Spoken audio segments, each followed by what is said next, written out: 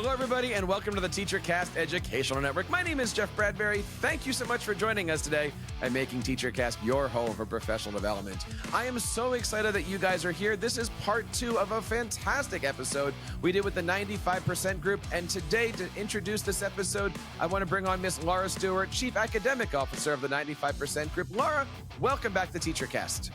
Thank you so much, Jeffrey. I'm delighted to be back, and I'm really excited about part 2 of our time with Rob Friel and Brian Cromer from Southwestern School District in Pennsylvania, where they're going to continue the conversation around their literacy implementation journey and kind of what were some of the highlights of that, what were lessons learned, what are some challenges they overcame, and just to hear their commitment to their students in their community.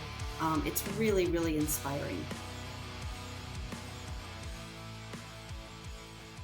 The other word that I think came through to me as you were talking was intentionality. You know, like you said, you really had to build in that intentional, both vertical and horizontal collaboration in order to make that happen, to strengthen the implementation.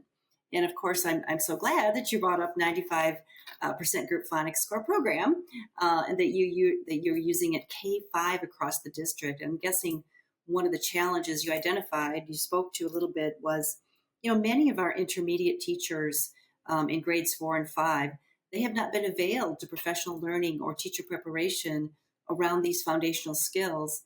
And yet we know that the foundational skills really don't end in grade 3.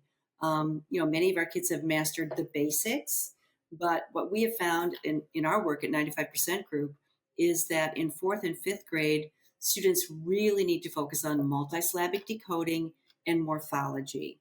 And you may have seen this with some of your walkthroughs. Many kids in 4th and 5th grade, they encounter more sophisticated text, especially in the content areas, and they get to these big words and they really don't know what to do. So we have to not only secure those K3 skills once we get to 4 or 5, but we also have to build on those K3 skills and really help kids grapple with the text complexity that they're going to encounter in these intermediate grades and beyond. And really, we also we noticed, with year 1, there's without it. Yes, it was full implementation, but it takes a while to go through. Where people felt in February, March, April were a lot different than that beginning of the year. And they, if I go back again, I'd do it differently.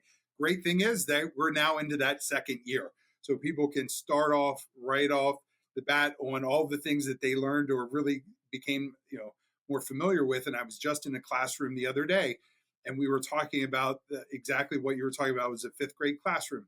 And we were talking about how, this would be a 5th grade. So the students in 4th grade went through this and coming through, the teacher certainly shared that they can see students attacking words differently, not only within the program, but cross-curricular. So now when we're in science and we're in social studies, we're taking these words, oh yeah, do you remember? Or we did this, back here, and they can now do those in different contents, which is a piece that the teachers are really seeing even more this year than what they did in the past. A couple things on that. Morphology, there's so much bang for your buck with morphology, right? Because, like in the 95 phonics core program, in the 4 or 5 word study, grades 4 or 5 word study, we focus a lot on understanding, morphemes. And then the teachers tell us, well, that I see them applying it, especially in science and content areas, because that's where you see a lot of these specialized words that are really morphophonemic words, essentially. I wanted to elevate something else you said, and maybe, Rob, you can comment on this too.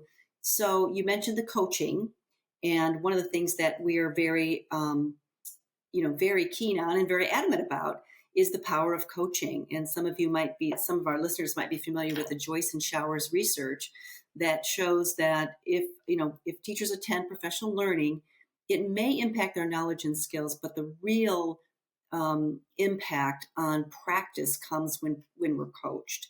That really the high impact of coaching is that 95% of the concepts we're trying to teach can be applied in practice if it's supported by coaching. So I applaud you for investing in coaching. And that's something that, we at 95% Group, I consider us, kind of leaders in the field when it comes to coaching, because we understand how important it is. And we understand the process of coaching teachers through change. Well, I mean, I couldn't agree more, Laura, that we very much ascribe to a coaching model in the district. And we definitely recognize that professional learning that comes through coaching practice is the way to really influence instructional design. So we very much believe in that. And I'm not sure I'm going to 100% answer your question, but there was something I sort of wanted to bring together a little bit too when we were thinking about sort of what led us toward the selection of 95 as a core resource and why we saw great promise with it when we were in that phase is when we started to do that scope and sequence work at the very beginning of our process, and we started to break down all of the skills and knowledge that we knew we had to make sure was accounted for in our curriculum work. We were 100% behind, knowing we needed to have deliberate, explicit work around phonemic awareness, around phonics, around fluency, around vocabulary and word study, around comprehension skills. So as we looked at each of those threads, we had to make sure we were selecting materials that were going to allow for that direct, explicit, systematic instruction of those areas. And as we unpack that, and what does it look like from a child coming into kindergarten and then leaving us in fifth grade, it just made sense that we had to attend to resources that were going to help explicitly deliver and allow teachers to then deliver the instruction necessary to build the skills and knowledge in our students. So that natural evolution and why third grade, fourth grade, fifth grade, who maybe didn't always have that background or that expectation, it became the expectation because of how we were really designing the entire curriculum work and the framework for literacy too. So the coaching that we were able to receive once we had identified 95 and we had that professional learning work happening with our teachers, and Brian and I got to go and see that work being done in the classroom after a coaching experience, we could see the immediate impact of that coaching, knowing that there was already a readiness and a support system for those teachers because of how we had gone through the design process. I so appreciate how active the two of you are as district level leaders in being in classrooms and obviously listening to your teachers and involving your teachers in this process, but also being in classrooms to see the results of coaching and see results of this implementation of a resource. So I applaud you for that. And I think that's a really important aspect of literacy leadership. So we very much value the role of leaders in classrooms. We, both Brian and I, in different meetings, in different times that we work with our principals, Brian in particular with the elementary principals, I was with the secondary principals, we would build into our regular monthly curriculum council meetings instructional rounds where we would go intentionally with pairs and actually look at what was happening in the classroom. And I certainly would love to hear Brian's perspective on this a little bit more, but that is an intentional system that has been built in for several years because we recognize the value of being, as leaders, involved in what's going on in the classroom and talking about it as leaders and calibrating as leaders and then making plans as leaders so that we could go and better support our teachers. It is definitely something that Rob and I had started early on, and we continued into even the secondary. And I know we're talking about elementary, but it's very important for secondary. And it is, we just did it today with the secondary. And it's about, we want to go in and give feedback, but we're very clear with the administrators. The purpose is for us to have conversations, to calibrate. So we were going in and having comments or questions or what we see based on our Danielson framework for evaluation. What does that look like? When we're looking at this, what does this mean? What does questioning mean when we're looking at that? Because I have been in scenarios years ago where we would have someone go into a classroom and at that time from central office when I was in the building, and they were sharing something a little bit different than what I was sharing, and we were not on the same page, and I had to go through that process. So probably by or from experience, do I want to make sure that now that I am at this central office level and the building level, we are all going in and giving the same message, because we're going to be counterproductive to anything we do if we are giving mixed messages when we go in for feedback. That consistency is absolutely critical, and we've actually talked about consistency in a couple ways in our time together today. And just to circle back, when you were talking about 95% group and how important it was that you implemented this, across the entire district, to kind of, again, as we talked about, equally high quality educational experiences across the district. And I'm wondering too, I know we've heard this a lot from other leaders, and as a matter of fact, I think when the three of us were at our symposium last year, I think you addressed this issue about, it also serves a well done, explicit program also serves to support the teacher's understandings. You mentioned that you identified the knowledge and skills that were needed in order to implement, to create a literacy implementation. And I'm sure that one of the challenges is the different levels of preparedness that teachers come into the profession with. And sometimes a good resource like 95% Group Phonics Core Program really helps to bolster up where there might be gaps in that knowledge. I definitely agree, Laura, that part of the selection process, when we looked at evaluating core resources, we have different instruments, rubrics that we use to help us with the selection. When we were at the place and we were looking at the foundational skills component of our literacy curriculum, we had about 8 different companies that we had looked into. And one of the areas of our rubric was the teacher resource and support section. So really being able to evaluate what the different companies had created, what was included, not just professional development like the trainers coming in, but the actual ongoing daily, here's what's in the manual, here are the digital resources available. That was a part of how we evaluated what resources were to come through. And there were 3 very laborious stages to the selection process. It was not something we did overnight.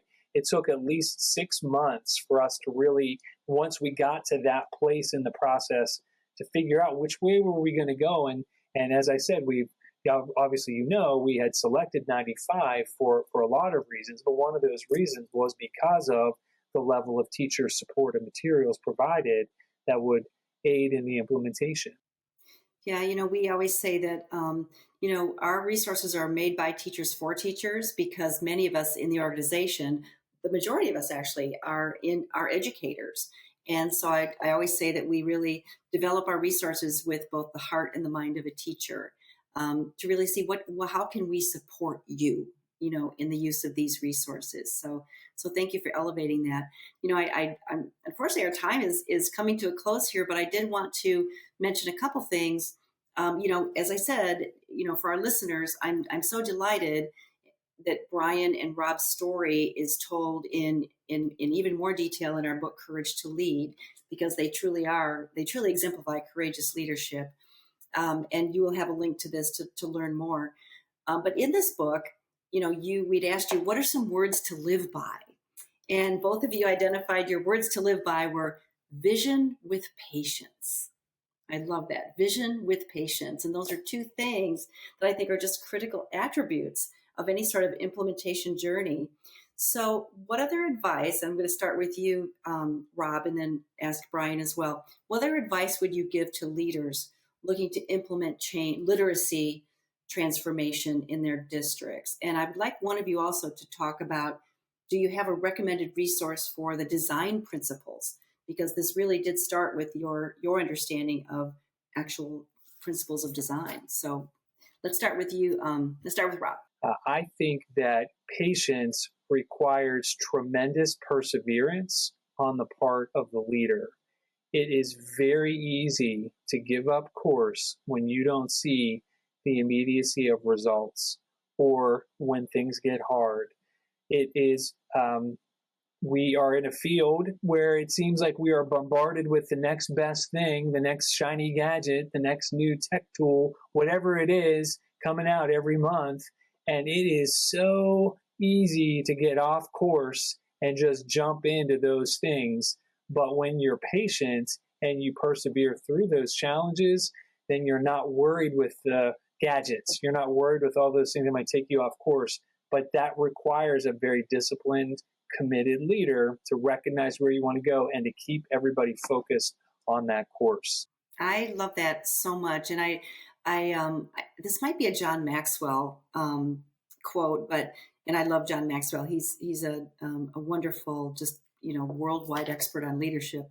And I think he says things like, set the vision, hold the vision, protect the vision, and don't lose sight of it. Like you said, it's so easy to get sidetracked or to lose sight of the vision without that. I think you put immediate results or something. Yeah.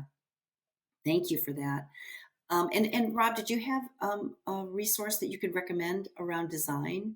We are an Understanding by Design framework for our curriculum design work. So all of the work that Wiggins and McTighe had published over the last 30 plus years in that field would be highly recommended as far as like a design framework is concerned. And the one book, the one that I have particularly gravitated to and have introduced in our district, is Leading Modern Learning by Jay McTighe and Greg Curtis. I think that what that book really provides to us are the right systems that school districts can put in place that deal with the core things of curriculum, instruction, assessment, reporting.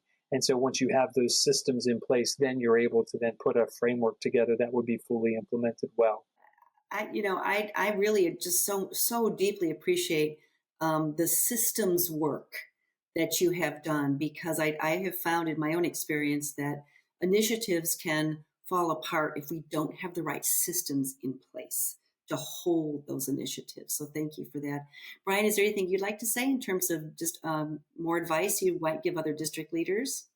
When we were talking earlier about getting that team together and having all that representation, I think one other critical piece is, while we had all of the individuals, those stakeholders with us, it was extremely important to make sure that we were communicating back out our process with the teachers that were not on the committee. So when we were talking about all those things, we also built in a communication system to go out and come back, go out and come back. So we wanted to make sure that during that process, they were catching wind of what we were doing. We also were able to hook in some new people that, we think we could do that part. You're now at a stage where we think we can I'd like to work on scope and sequence. So we had players come and go, but the other part was we didn't want to, after 2 years, spring this brand new thing on people, or I heard you guys were doing this, I heard this was going on. So we wanted to make sure we were spreading the news, the good news, and getting feedback, because then we were also able to bring that back and hear, were there any concerns or questions? And if we had to know what we had to do a better job or be strategic in making sure things were communicated in a different way. So I think that communication back and forth is very important. And as far as a leader, it's being humble and leaning on those individuals that have the strengths that you may not. And did not come into this profession as a classroom teacher. So I definitely had learned as I came through, in my content was different, but I learned literacy, and it's capable of doing that. But there are a lot of people that have that institutional knowledge, and they're in the trenches, and make sure that you are humble and understand that there are others that are doing it, that you can gather information from them. So I just think that that's another critical piece. Find the smartest person in the room idea, and gravitate to them and ask questions. You got, yeah, that kind of applies in all of life, really, doesn't it? A couple things I heard is, communicate relentlessly, and also create mechanisms for feedback loops. So that communication is going multiple ways. And I just have to share with you, when you're talking about humility, one of my favorite leaders is Parker Palmer. Some of you might know, some of our listeners might know the work of Parker Palmer. And he says that leadership is a combination of humility and chutzpah. You got to have both. You got to have both. All right. Yeah, you do. Yeah. Well, thank you both. This has just been so enlightening and inspiring. I do have a final question, though, for both of you. What are you hopeful about, and what are you hopeful for? So let's start with you, Rob. What are you hopeful about? What are you hopeful for? I am hopeful about the constancy of change for the betterment of learning of our students. There is something powerful when people recognize that what we have been doing may not always work. And so there's a willingness to try something new because we try very hard to do what's right for our students. So I'm very, very hopeful for that, hopeful about that. And I'm sort of, I guess, hopeful, thankful for, if you will, just the team that I have been able to work with here at Southwestern for the last 7 years.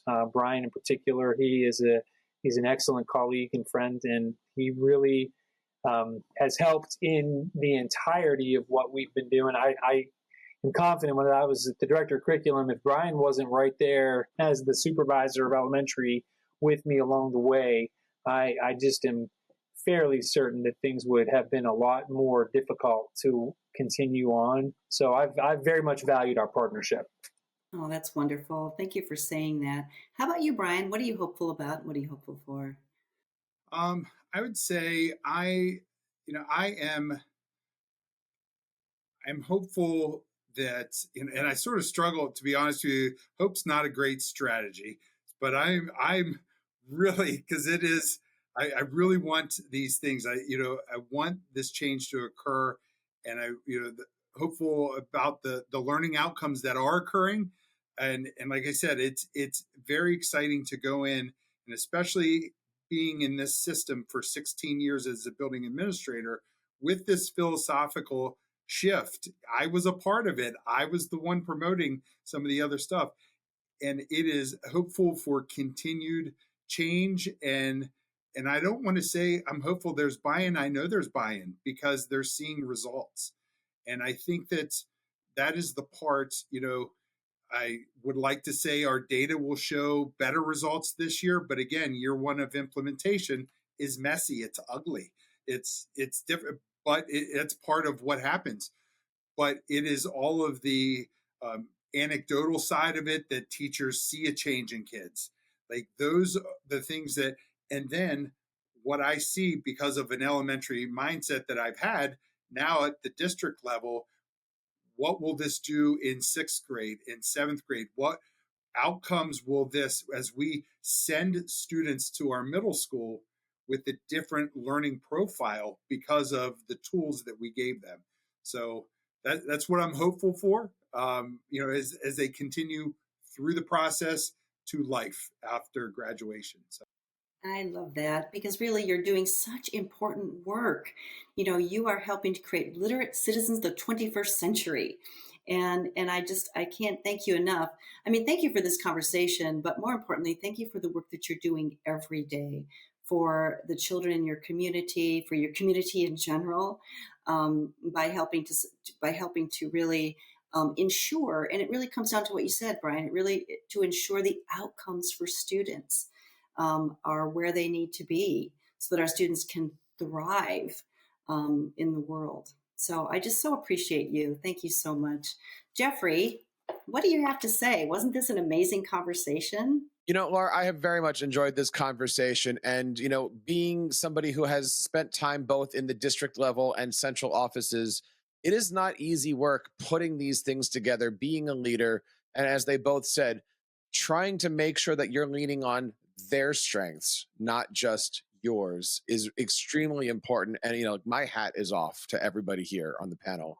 And I did want to just once again say that we're going to link the Courage to Lead in the show notes so that people can read even more about Rob's and Brian's experiences in their journey and lessons learned. So again, thank you both so much. This has just been a wonderful episode, and I'm really honored that you would join us here today. So, Laura, this was an amazing episode. Thank you so much for bringing this to us. If anybody out there listening is looking for more information about not just this episode, but other things going on at the 95% group, where can they go for more information?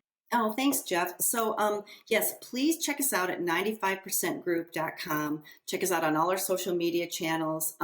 In terms of, upcoming webinars and events, our website is probably the best place to go. In terms of some thought leadership that we're putting out there in the world, we have a lot of activity on social media in terms of, posts that we put out there, blogs, videos. So please just look us up, find out more about us. I'm really proud to be part of 95% Group, and I really thank you, Jeffrey, for giving us this opportunity to share more about the work that we're doing. All of our episodes, both audio and video, can be found over at teachercast.net/95% group. And again, I want to say thanks to Rob and Brian and Laura and everybody at 95% Group for coming on and joining us for this great podcasting series. And that wraps up this episode of Digital Learning Today. You can find all of our archives over at teachercast.net/podcast. And on behalf of Rob and Brian and Laura and everybody here on TEACHERCAST, my name is Jeff Bradbury, reminding you guys to keep up the great work in your classrooms and continue sharing your passions with your students.